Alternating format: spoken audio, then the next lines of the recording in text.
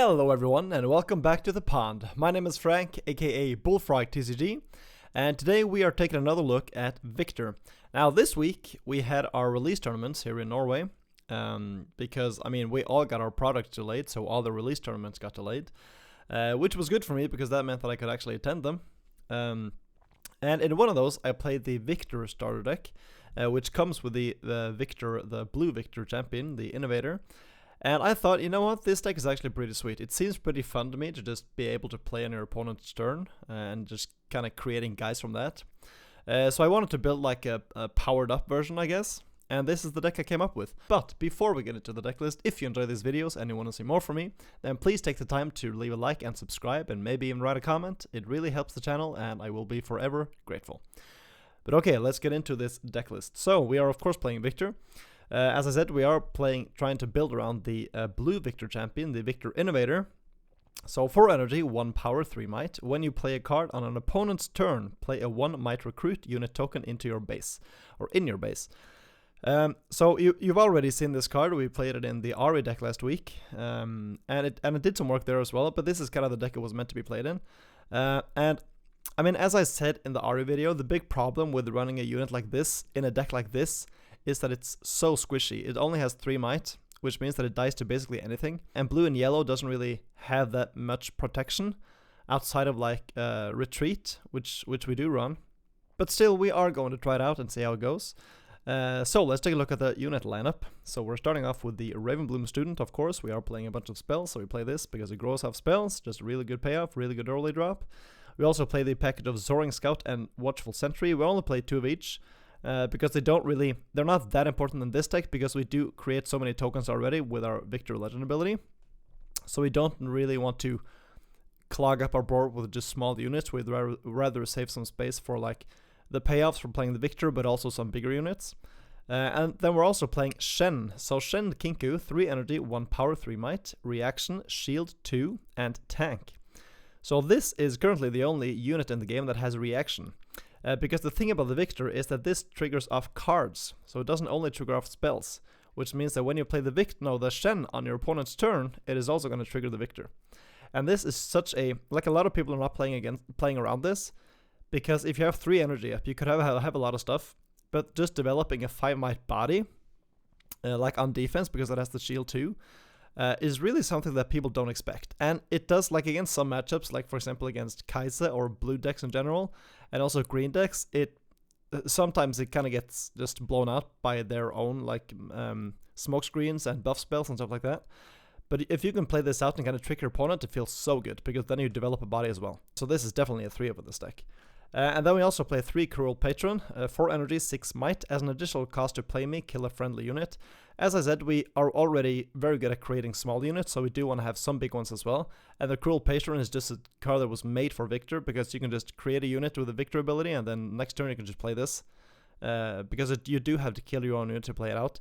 Which also, I guess, synergizes with the Soaring Scout, so you kind of get like pseudo ramp, or the Watchful Sentry to just draw a card.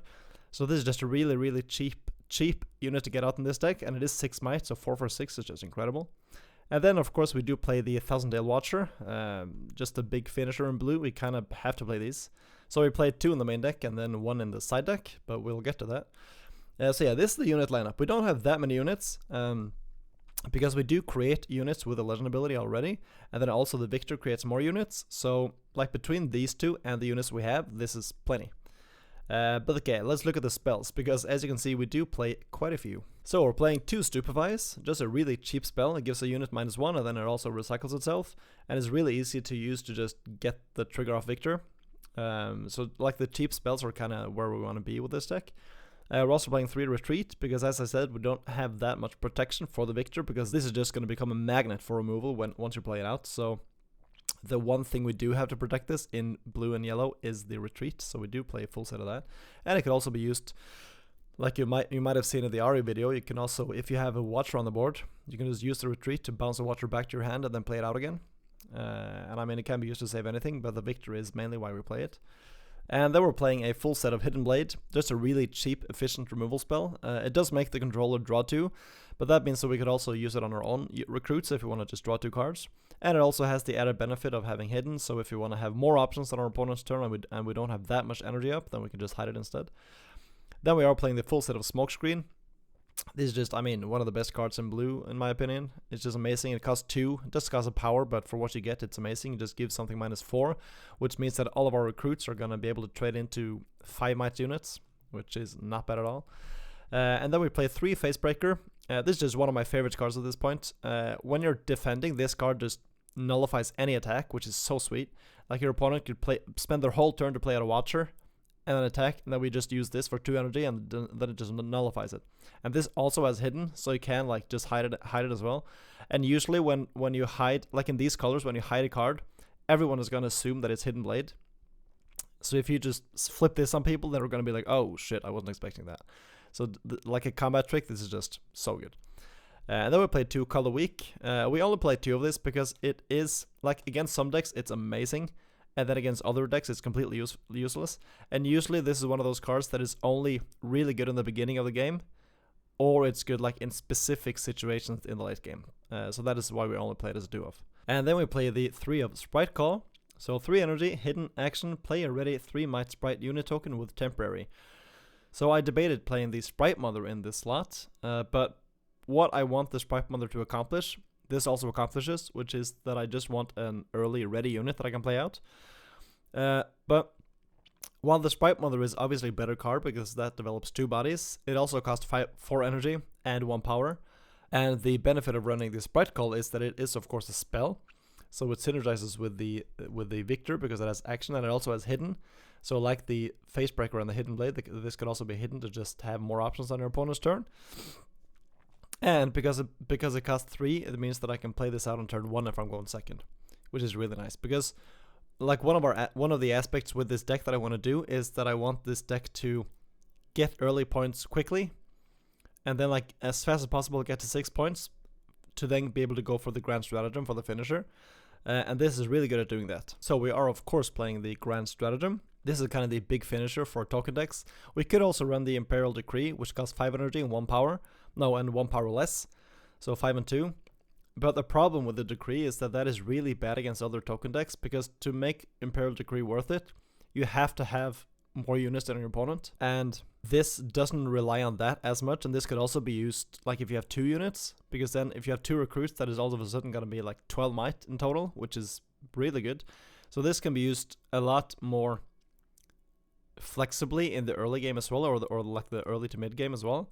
Whereas the Imperial Decree is not that good because, I mean, you are going to lose your own units if you play that.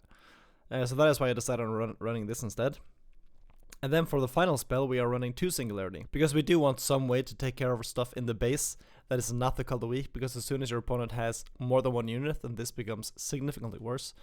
So that is why we run the 2 of Singularities. And then for the runes, we are just running an even split of 6 and 6. For the battlefields, we are running the Targon's Peak. When you conquer a ready 2 runes at the end of this turn, synergizes really well with our deck because we do want like some runes up to do stuff on our opponent's turn. Then we play the Altar to Unity. When you hold here, play a 1 might recruit unit token into your base. This is really nice just to get more units on the board, because I mean, the more units we have, the bigger the Grand Stratagem is going to be. So if we have more ways to get more tokens, then we are going to try to go for that. And then for the final one, we're playing the Start Dipped Peak. When you hold here, you may channel 1 rune Exhausted. Like, we do want to stay on a healthy resource level, I guess. Because I mean, we do have a lot of power costs. Like the Grand Stratagem costs 3 power, the Color Weak cost 1, Smokescreen cost 1, Hidden Blade cost 1, and then also of course the Viktor and the Shen cost 1. So we do have a lot of power costs. So this is just really good to like help mitigate some of that. And then for the sideboard, we're playing 1 extra Viktor in case we run against heavy removal decks. We're playing 3 Salvage for the big gears, 3 Blast of Power for the big units, and then the final Thousand-Tail Watcher, as I mentioned, if we feel that is necessary. But yeah, that is the Viktor deck, the Innovator. We're going to jump into some games to see this deck in action. Please enjoy, and I will see you at the end for the wrap-up. Alright, game 1. We are going up against Teemo. Our opponent is on the Abandoned Tree, and we are on the Targon's Peak, so let's see how this goes. We are on the play, so we can lead off with a Soaring Scout here, which is really good turn 1 play for us.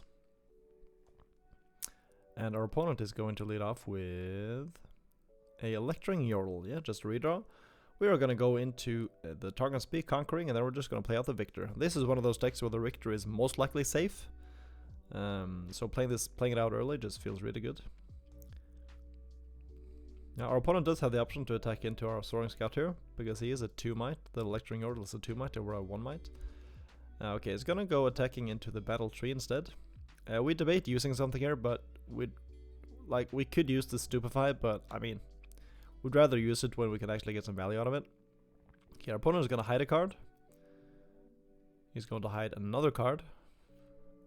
And he's gonna return the Teemo back to hand. Yeah, so that's like a small thing. You should always return the Teemo back to your hand first, if you want to do it on the same turn, even though you don't want to hide it out, because now we know that those hidden cards are not the Teemo, they're other stuff. But if you took the Teemo back first, then we wouldn't know what cards those hidden cards were. So that is just like a small, tiny edge you should keep in mind. But okay, we get 1 point for holding. We draw into the Ravenbloom student here, and we do decide to play out the Sprite Call. Like we do want to threaten this battlefield. We just want to like see what's up. We don't want him to build too hard into this one, because we do want to take over it at some point. Okay, that's a Blastcon phase. That is going to give the Sprite a -2. But we have the Stupefy, because Yordle does have tanks, so we do have to take into that one. So do the Stupefy, give it a minus, and get a redraw. Yep, and he's going to trade with that. That's good. And then we use the last one to just create not a buff. That is supposed to be a recruit, but we'll see how long it takes me to notice that. Okay, our opponent is going to go to 2 from holding. Is going to hide another card, so that might be the Teemo. I don't know. Okay, we remember that is supposed to be a recruit, not a buff. Okay, our opponent hard casts Consult the Past. Okay, we don't mind that. We draw 2, and they just pass to us. Okay. Which means that we can go back conquering. Like, Targon's Peak is one of those battlefields where you want to go in and out, because we only get the effect from attacking, not holding. And we create 1 unit token with the Victor, and then we just pass to him, play out a Ravenbloom student. We do have a bunch of energy up, so now we can potentially play the Shens as well. Okay, plays out another Yordle. Yeah, we decide to play out a Shen here, so we can't react, because, I mean, he kind of didn't remove the Consult the Past from the spell zone, but he played the Consult the Past, and then he played the Yordle, and when the Yordle is played out, the effect, like the draw effect, goes on the chain, which means that we can react to that. But I mean, you know, like from the way it looks kind of weird. But we reacted to the Yordle draw spell just because we don't like, if he doesn't play anything else here, then we would just have like 6 wasted energy basically. So we did want to play out the Shen just to use our energy on something. Yeah, and of course I forgot to get a recruit of the Victor, because that is just how we do stuff around here.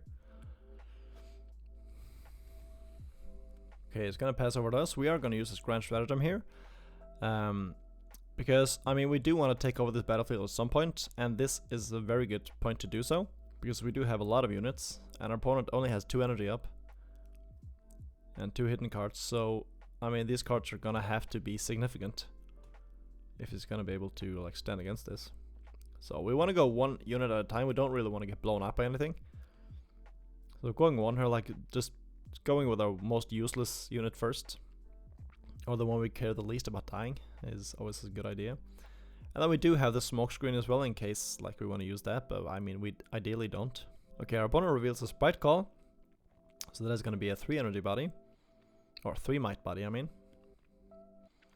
And the Teemo, yeah, I don't know why he revealed the Teemo as well there, because we weren't able to like kill his entire board with just this recruit. It was only a 6 and he had 7. But okay, we decide to kill the Teemo and the Yordle. We do have to kill the Yordle because that is a tank. And then we can attack with the Shen, because Shen is a really nice unit to have like sitting here. He lets that go. We're gonna move back with the Soaring Scout, and he plays out the Watcher. Yep. Now we do have my favorite card, or one of my favorite cards, in the Facebreaker here. So the Facebreaker does exactly what it was intended to. It just nullifies a big attack like this. Yeah, we are gonna get a recruit off of that as well, remembering it this time. And then the Watcher just gets bounced back. And then do you have anything else? Okay, he does have the Ride the Wind. Okay, so he is gonna be able to take this battlefield, unfortunately. Yep, our Shen dies. Yeah, Ride the Wind is such a good card. And I mean, it does ready the unit, but I guess it doesn't want to move back. I guess he doesn't want to give us 7 points, and then also he wants to hide cards. Okay, hides 1. We do draw the Singularity, so we could potentially just play the Singularity here and then like swing into the Watcher. We could also use the Smokescreen to do that, and then just sacrifice our Ravenbloom student, because that is going to make the Thousand-Tailed Watcher a 3, and then our Ravenbloom student is going to grow because we played a spell. Yep, that it goes to a 3. And then the only thing that would get us here is the Blastcon Fae, but we already saw 1. So we're hoping that it doesn't have that. Of course it could have something like a Ride the Wind or a Fight or Flight or something like that, but I mean that doesn't stop us from getting this battlefield this turn. Okay, it does have the Fight or Flight. Okay, it does want to move back his own Watcher, just keep that safe, that's fine. We get the point, we get another point. And then we make a unit with the Viktor. And then we play to him. So this is a really nice spot to be in, because now we have 6 energy up, and we have 2 Shens in hand. So for that 6 energy, we could develop a total of 10 might on the battlefield, like on defense. So if he wants to take one battlefield and then play another Watcher, for example, then we could just protect against that, because we can play the Shen after the Watcher effect, like triggers. So the Shen is going to be unaffected. Okay, he's of course going to take out the Ravenbloom student. That dies, it goes to 5 points. And then yep, he plays out another Watcher. And I mean, that is kind of what we wanted to happen as well, because now we can just play out the double Shen. Yep, we can make a Recruit as well. And unless he has like a Fight or Flight, then this is just going to be the game. Yep, we're going to make 2 Recruits with the Viktor. Our board is just massive at this point. And then like, even if like now this is just a nice place to be in, because even if he does have the Fight or Flight, for the next turn we have the Singularity, so we can just deal 6 damage to both, and then swing one Recruit into each of them, and then just conquer after that, because we have so many units on the board. So yeah, I mean this is just game either way. Yeah, and he's gonna let that die, and we go. And I mean, yeah, he gives it the GG. And yeah, that is the exact thing we want our deck to do. Like the Shens are so good on defense, because like just out of nowhere you develop. Like now we had 2 Shens, so that was like 10 might out of nowhere, which is so much, like against the Watcher as well, because the Watcher only minuses what's already on the board. So if you play something out after the fact, then that is going to be on full power. So yeah, this was a really good game to start off the day with, and yeah, let's see if we can continue the streak. Game 2 is going to be against Master Yi. We are on the Altar to Unity, and our opponent is on the Grove of the Godwillows. So let's see how this goes. We're on the play again, and we do have a turn 1 play, the Watchful Sentry. Our opponent is going to lead off with a Wielder of Water, a really annoying unit. I mean, having a Color Weak here would be really nice, but we don't. But we're going to go into the battlefield with the Sentry and then just play out a Recruit. We do want to try to go for the Facebreaker here. He does have the Defy, so that is not going to work. We do also want to get spells out of him, and if we can get spells out of him so that our units don't have to die, then we can do that instead. We are going to make another Recruit after conquering, because we do want to keep our board healthy here. Now we do have 5 energy up, so we could potentially play Kinko Monk and a Smokescreen, or a Hidden Blade, if you want to do that. He is of course going to attack with the Watchful Sentry. No, with the Wielder we are going to play out the Kinko. So that is now 4 to 6. He is on 6 energy, so we could have a bunch of pump spells here. Okay, plays that on guard, and another on guard. Okay, so 2 on guards. So that is going to be 8 to 6 now. But we have the Smokescreen. Yep, Smokescreen is going to give that a -4, so that is all the on guards are nullified. He does have the Discipline. Okay, so that is now 6 to 6. But unless he has, okay, so it doesn't have anything else, so we actually get to trade with that, which is nice, because now the Master Yi is only on 3 cards in hand. And we kind of forced him to like use his whole turn to just try to protect that one Wielder. And since he couldn't, then you know we were able to just get this. Okay, we're gonna go conquering with the Recruit. We did draw into the Cruel Patron here. And we do decide to play it out, because we do want like big bodies, because now we're forced to play against Master Yi on defense, which is never the place we want to be, so we do want something that can actually contest that. Because the Wielder is now a 7 on defense. But we can attack into this pit rookie with the Cruel Patron if we want to. Okay, he's gonna play out a Clockwork Keeper. Now we essentially would just want him to spend his whole turn, because we do want to go for the Thousand-Tailed Watcher next turn to potentially just take back this whole battlefield. And we don't want him to have like any tricks up his sleeve. We reveal our hand. We do have to give him the hidden blade, but now he knows we have 2000 Dale Watchers, so it never feels as good when your opponent knows it's there. We draw the Call the Weak, which, I mean, this Clockwork Keeper in the back is kind of making our Call the Weak pretty weak. Okay, we do manage to take back both battlefields, and having a 1000 Dale Watcher developed feels really nice. But okay, let's see what he does here. He is on 9 energy, so he could play big stuff. And that looks like a Deadbloom Predator. Okay, we unfortunately don't have anything to stop that. And like here as well, like the Call the Weak is so good against certain strategies and at certain points in the game. And it would have been amazing here had he not had that stupid Clockwork Keeper in the back. Because since he has that, then the Call the Weak is useless. And we don't have a way to take care of that either, so. But we do draw into the Spike Call.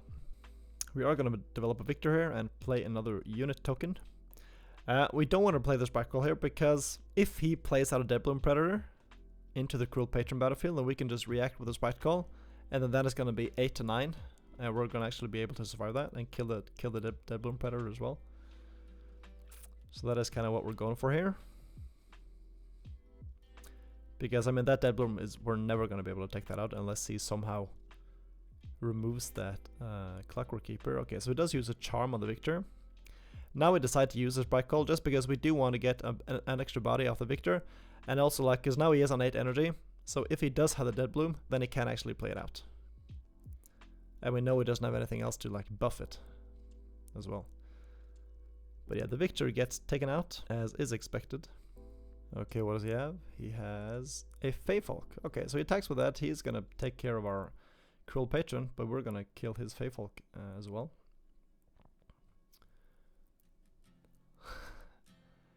And now, like, please, can you just attack with the Clockwork Keeper? That'll be so good.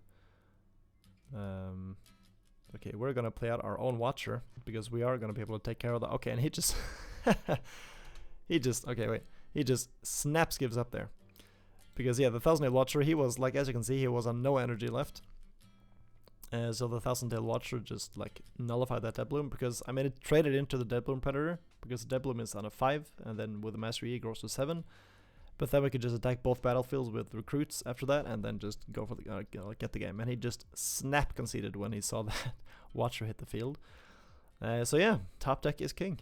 So game 3 is going to be against Ahri. We are on the Targon's Peak and our opponent is on the Triferian War Camp. We lead off with a Soaring Scout and our opponent is going to lead off with a Lecturing Yordle. Okay. We draw into a Grand Stratagem. That is going to be very good for us down the line. We do decide to attack with the Soaring Scout, getting a point into the Targon's Peak.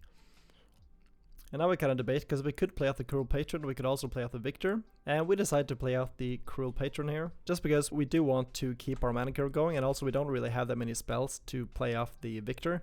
We have the Smokescreen and the Stupefy. So yeah, we decide we'd rather just keep the Cruel Patron, because we do want to attack into whichever battlefield he conquers. Because getting battlefields back from Ahri is very hard, if he develops like the blue Ahri, for example. Okay, he's gonna get 1 point. He's on the green Ahri in the champion zone, which means this is probably a Time Warp deck, is my assumption. Okay, place out the Yordle. No, the Poro, I mean. Into the base. That is fine. Does he want to spend the rest of his energy on something? He does not. Okay, it just passes West, and he gets back 2. So, I mean, we do want to attack into this, but attacking into Ahri with 5 energy up is gonna be very risky, so let's see what we decide to do. Okay, we decided to just go for the other battlefield. We are ahead, so we go to 2 points, and then now we play out the Viktor. Because this Cruel Patron is pretty big, so we are going to be able to protect it really easily if he decides he wants to play something out. Okay, he plays the Charm. Yeah, that is one of the dangers of playing the Viktor against Ahri, is that he does have the Charm. Okay, he gives it gets -1 from the Ahri, and then another -1 from the Stupefy. And unfortunately, we don't play like buff spells, because, I mean, yellow and blue doesn't really have that many that are good in this deck. We play out the Shen. I mean, we could have used the Stupefy to trade with the Yordle, but I mean, I think it's better for us to just develop more bodies on the field. And the Shen, of course, can't be developed into the Targon's Peak because it has to be played at a battlefield that we control, and we currently only control the War Camp. So yeah, that's why we did this. And also we get the extra recruit off the Viktor, so we at least get some value out of it before it goes away. Yeah, so this is like one of those matchups where the extra Viktor that we have on the sideboard would come in handy. But we don't have one now. Okay, it does play out the Ahri. And unfortunately, since we played the Shen into the battlefield, we actually can't reliably contest this battlefield now. But okay, we're gonna play out the recruit into the base and passing them. Okay, so we do have the Shen. The Shen is pretty big on defense. He's a 5 on defense plus the 1 from the war camp, and we do have both smokescreen and stupefy up. But now we moved everything back so that we can potentially go for either a Grand Stratagem or a Watcher on the next turn. Unless it does something incredible here. I mean, ideally we'd like to go for the Watcher in case that's enough. Okay, it moves back the Ahri. I think that's smart. I mean, it means it doesn't get any value off of it this turn, but at least he keeps it safe. So yeah, we debate going for the Stratagem or the Watcher. We decided to go for the Watcher because doing the Grand Stratagem means that we have to set ourselves back 3 runes, and the Watcher is very good in some scenarios and not as good in others. And typically against this deck, the Grand Stratagem is going to be better because all of Ahri's units are pretty small to begin with. So that -3 doesn't do as much, but the +5 from the Grand Stratagem does a lot. Yeah, so this is a really good place to be because now everything is 1, so we can just like go with small guys. We kind of want to drain the battlefield down. We don't really want to go in with the Watcher right away because then we could get blown out by a spell or like a buff spell or something like that. So we'd rather just like chip away as much as we can before we go for a big swing like we just did now. So now we attack with the Cruel Patron. He does get a minus from the Ahri, and the Stolar Pour gets a plus from itself, so it is currently 2 to 5. We do have the Stupefy, so we could, if he wants to go double pump spell here, we can at least use Stupefy to trade. Okay, smoke screens that, because that goes to 1. Yeah, we'll just let it go, and then the Watcher goes with 6, so that's now 2 to 6. Just play Discipline, and we have the retreat, but we also have the Stupefy. But because now it's currently like it's 6 to 6, and we could have played the Stupefy. But if we play the Stupefy, and he also had a Stupefy, then that wouldn't have worked. Then we would have lost the Watcher. So we'd rather just bounce it back to hand and then go for the same plan next turn instead. Yeah, now we do want to move the Shen back because he has a lot of energy up, and he could play his own Watcher, which we don't really want to get blown out by. Yeah, so he is on 5 points. He's in the lead now. He could potentially get to 6 points as well, which is not ideal for us. And he plays out... Okay, he plays out a Feyfolk. That also works. That's not going to save him from this Watcher, though, if he decides to conquer with both of those. Yep, gets 1, goes to 6. Yeah, and then we play out our own Watcher. So the Feyfolk is now a 3, and our Watcher is a 6 with a minus, so that just takes care of that. And we can go with the Shen into the Poro. We do have to use the Stupefy here because the Poro grows to a 10 and the Shen shrinks to a 2. So Shen is really bad on attack, but he's really good on defense. And then we just pass back. Now we do have a second Shen as well that we could potentially use. He has the Watcher.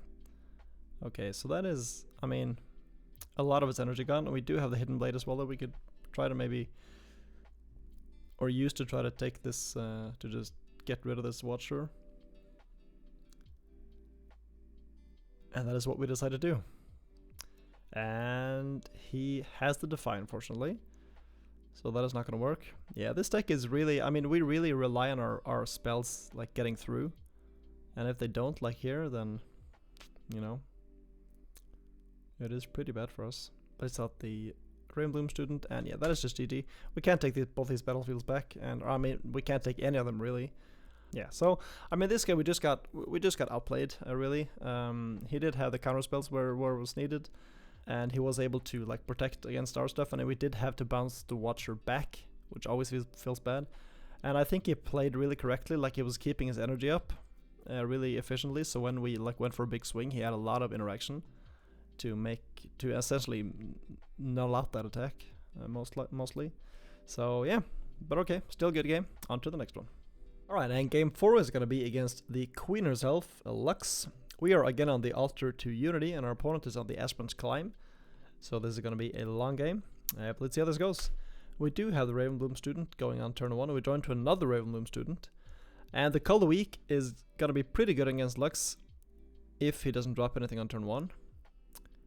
Okay, yeah, no turn 1 play is pretty bad for him. We draw into the Sprite, or the Sprite Call, which is really good because then we can be very aggressive with these points. And then we also can develop a Recruit to potentially conquer that battlefield next turn, because the Sprite is going to die before we get the hold. Yeah, looking back at it, that Recruit should have gone into the base, because, I mean, I'm not really playing around anything here. The only thing I could be playing around is the Sprite Mother. But if he has the Sprite Mother, then now he's just going to take care of both our Ravenbloom student and our Recruit, instead of just one of them. So yeah, this was a small misplay by me. Okay, he's going to play out the Lux and nothing else, and you know what is really good at killing Lux is, of course, a Color Week, which we are going to use here. Yeah, that is really brutal for the Lux player. But, well, the game is the game. We're going to play out the Viktor. We're just going to lead the Recruit into the battlefield to potentially get ourselves some more Recruits. Okay, it does have the Singularity, so he's going to take care of both of our non-token guys. That sucks, but we do get another Recruit, which is nice. Then we play another one with the Viktor, and then we just pass to him, holding up both the Facebreaker and the Stupefy, and of course also the Shen. Okay, I place out a Glory Seeker and a Manufacturer and a Ravenbloom student. We create another Recruit, go to 5, we conquer, go to 6. Our opponent was really unlucky this game. We kind of just out-tempoed him. We're going to make another Recruit with the Viktor, and then we pass having the Grand Stratagem up, which always feels nice. Okay, goes attacking with the Ravenbloom into our Recruit. We do have the Shen here, so we can actually stop that. And does he have the Falling Comet? He unfortunately does. Yeah, we're just gonna let the Recruit die. We could have used the Facebreaker, but there's not really any point in doing that. We can just reconquer that next turn with the Watcher and friends. He's gonna play out a Yordle and probably passing to us. Okay, attack our going in with the Recruit as well. Yeah, we play the Watcher, of course. Just swing in, take care of that battlefield. And Watcher is such an insane card. Oh my gosh. Yep.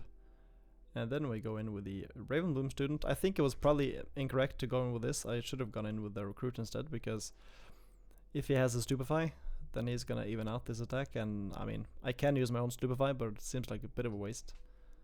I'd rather use it on my opponent's turn. Okay, so he does have the Stupefy, so we are forced to use our own Stupefy to regrow our Ravenbloom student. We're down to another Grand Stratagem, but unless our opponent finds something really specific here, then he can't really take care of both these battlefields. Plays Stupefy, probably just to go digging. I guess if he has a Singularity, he can take care of both these battlefields now. Okay, he does have that. Can he conquer a battlefield as well? Maybe with a Sprite Mother? And GG. Yeah, this battle was, I mean, he had a really rough run at the beginning. He didn't play anything on turn 1. And then turn 2, we just Color Weeked his Lux, which is a very important part of his game plan. So yeah, we ran really well. He didn't, and you know, sometimes that's enough to just lose the game. And for the final game, we are playing the Mirror against Viktor. We are on the Targon's Peak, and our opponent is on the Zone of Warrens. A very interesting battlefield in Viktor, I think. But okay, let's see how this goes. Okay, we draw a Scout. We lead off with a Student. We've actually gone first every game this, like today, which is kind of silly. Okay, I lead us up with a Recruit and just pass back to us. We go conquering with the Ravenbloom, of course. And then, I mean, we could play out the Viktor here, but the Viktor doesn't really feel that good because we don't really have any spells we want to use. I mean, we can use the Hidden Blade, but we don't really want to use that on a Recruit. So we'd rather just go for the Sprite to get some extra points. And then he plays a Scout and a Vanguard Captain. Yeah, so he is getting a lot more Recruits than us, but we are ahead of him by a lot. Yep, we get 1 point for holding. The Sprite dies. We join to another Sprite Call. And I mean, at this rate, we might as well just keep doing that, you know. Okay, we'll move the Ravenbloom student back. We play out another Sprite Call to go to get 4 points. Yep, we now remember the trigger from the Zon Warrens, which we forgot the last time. We draw into a retreat. Okay, I mean, it's a good card. It's not really gonna do much here, but it can be good to protect our guys. Like, the Sprite token is it's so annoying because, like, for our opponent, because it's so annoyingly big to deal with, because you know it's gonna disappear, but if you don't deal with it, then you're not gonna get a point there this turn. Okay, so now he's forced to attack with both the Vanguard Captain and the Soaring Scout. We play out the Shen. He Hidden Blades, which, I mean, that is unfortunate, but it does mean that we get to draw 2. And we can also kill his Vanguard Captain. And we draw into the Cult of the Week. Okay, he's going to conquer with a Recruit. He's going to get back 2 runes. He's on 4 energy now, which is quite insane. I don't know how he got to that little. But okay, we play out our own Viktor. The better Viktor, I should say. And we play out another Sprite Call. Our 3rd Sprite Call this game. We drew all of them. So we can go attacking into the Soaring Scout. Hopefully it doesn't have anything. Okay, it doesn't. And then we're just going to discard the Call of the Week. The Call of the Week is really bad against token decks, so we're never going to use it here. And then we passed him. He does Singularity. We have the Retreat, and we can use it on both the Viktor and the Ravenbloom Student. But the thing now is that we're on 6 points. And now we just want to set up to go for the game on like one of the following turns if we draw into like a grand stratagem. Because we do, like, since we're on 6 points, if we can take both battlefields next turn, we're going to be able to win. And he's going to try to destroy both the Ravenbloom Student and the Viktor. And if we retreat the Viktor, then we're not going to get a Recruit out. If we retreat the Ravenbloom Student, we are going to get a Recruit. Plus, the Ravenbloom Student is cheaper to play out again than the Viktor. So we're going to be a bit mana efficient, because now we just basically want to get bodies on the board. And we're kind of hoping to draw into something good. As well, okay, he's going to attack into the Sprite, and he's going to conquer with a Recruit. Okay, we get the Singularity. It's really tempting to use the Singularity here, but we don't really want to. Because, I mean, taking care of the Viktor is nice, but, I mean, we don't really want to waste it on a Recruit. Okay, so now we just set up our next turn, play out all of our units, pass to him. He makes a Recruit. And now, since we play this way, he probably expects us to have a grand stratagem of our own on the following turn, so he really needs to, like, build up on both these battlefields now. Or at least on one of them. Okay, he does decide to go fully into that battlefield, it seems like, into the Zon Warrens. Okay, yeah, he just goes all in on that one. We decided, because now he did hold up 6 energy, which means that he probably has a grand stratagem of his own. So we decided to just go with 1 Recruit here, see what he does. Yep, yes, he does have it. Okay, he plays his grand stratagem. You know what, we'll just go for the Hidden Blade. Or I guess, I mean, Hidden Blade after he activates the Grand Stratagem, of course, because we can't use it instant speed. And then we just conquer here, make a Recruit, and then pass to him. And then, now it's like, since he went all in on that battlefield, we don't really have to care about it, because now we went to 7. He's gonna go to 7 now. And he could have a Watcher, but if he has a Watcher, we have double Facebreaker to stop that. So this is just like, it's gonna be almost impossible for him to win from this point. So that is why, like, when you're building up like you did there, it's really difficult, because you don't really want to like build up really hard on one battlefield, but then the other one is going to get exposed, and then if you build up like not enough on any of them, then we're probably going to be able to take care of both. And yeah, he just gave us a GG. So this is like something that you have to recognize when playing, like just playing Riftbound in general. Like this, like always keep track of the points and how, like, if you're ahead, if you're behind, because that really changes the way you should approach like winning the game from there. And we kind of like recognize, since we got those points early, like the 4 points early before we didn't get it, before we got any points, essentially allowed us to take a turn off to just build up a big board and then go for the game next turn. And that is exactly what we did. And we didn't even need the grand stratagem. Like, even if he had a Watcher here, we had the double Facebreaker to stop that. So yeah, I mean, this was a really good showcase of just like what the deck is trying to do. And yeah, I think it's a really good way to end this off. And that, ladies and gentlemen, is the Innovator. I mean, you can kind of see the weakness of having this champion. The fact that it's 3 might means that it dies to basically anything. Like if we're playing against a red deck, this is always going to die to Falling Star. And since this effect is so powerful, it just becomes a magnet for removal once you play it out. And I mean, we don't play more than one. We do have the extra one in the sideboard if we need it. And against some matchups, you really notice that, I mean, this gets removed really easily. And then you also notice that if this gets to stick on the battlefield, then you can get so much value out of it. And that is why people just tend to remove this right away. But I mean, even though the Victor gets removed so easily, like even if we get like 1 or 2 or 3 tokens out of it, that is still enough. Like we managed to win a lot of those games either way, even though this Victor like basically got removed the instant we played it out. Just the package of like having the Shen on defense, like playing out a big body all of a sudden on people is, I mean, it can just take people from anywhere. And the aggression we get from having the Sprite Call, I think this card is so good in the deck because it doesn't got the power. We don't like lose any tempo while playing it out. And if we go second, or if we go first, we can play a unit out on turn 1, and then turn 2 we can attack with that, play the Sprite to attack the other battlefield, and then also use the Victor ability to make a recruit, so that we can reconquer the battlefield that the Sprite Caller conquered on the previous turn. So this just curves really nicely with our deck, and it also doesn't set ourselves back a turn because it doesn't require a power. So the Sprite Call I think is just a really, really good card in this deck. And I mean, we need to play the smokescreen. The color weaks are like also so good, but like against some decks, like the last Victor deck, it's just useless.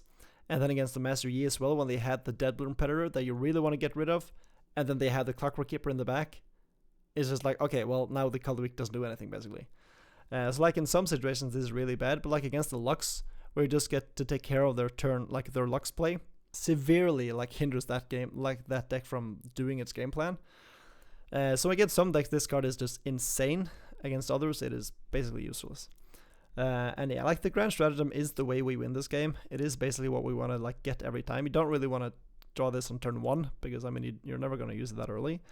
But just like having the Grand Stratagem and also the Thousand Tail Watcher as finishers just feels really good. And also just having the Cruel Patron as an extra big body, because having a bunch of recruits, like when all of your units are 1 might, the smokescreen is only going to do that much because you're only going to be able to train to 5 and lower. And the second they play a 6 might unit, then your smokescreen is basically, I mean, it doesn't accomplish what it's supposed to. So just having some bigger units like the Shen and the Cruel Patron, which is just a really, really good card in a Victor deck in general, just feels really good. And of course my Facebreaker, my favorite card. So yeah, I really enjoy this deck. I think it's really sweet. But the big problem is that the Victor is very squishy. So if you want to run this in the champion zone, then I think, or just run this champion in the deck in general, then I think like running this in the green deck like the Ahri is probably a bit better because you do get the extra protection. We do have the retreat, but you know, we retreat this and then we have to play it out again, and it does cost 4 energy and a might, no, or 4 energy and a power, so it feels really bad to play it out the second time. But yeah, I mean, other than that, I think this deck is sweet. Try it out. But anyways, that is going to be the end of the video. If you liked it, please leave a like and subscribe, and I hope to see you in the next one. But until then, take care and bye-bye.